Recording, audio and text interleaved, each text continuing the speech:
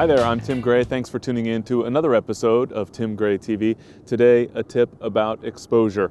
Have you ever felt a little bit intimidated by manual exposure mode? Do you understand when you might want to use manual exposure mode? Well, manual can be a great exposure mode when a subject is going to be moving around, but the light is not going to change. You can lock in an exposure that's going to work well for the current lighting conditions and then not worry about having to make any adjustments. But what if you're just not comfortable establishing exposure manually? Well, here's a little trick you can use. Simply start off with one of the semi-automatic exposure modes. So for example, I generally like to shoot in Aperture Priority mode. So I'll set my camera to Aperture Priority mode. I'll establish the ISO setting that I think is appropriate. We have a pretty good amount of light today, and so I think 100 ISO will work perfectly fine.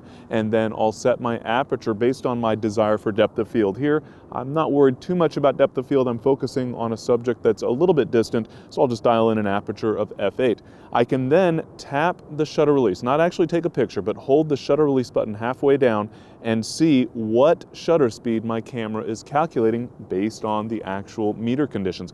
I can actually also even capture a test shot and take a look. That looks like it's a little bit dark. I'll apply a one-stop exposure compensation.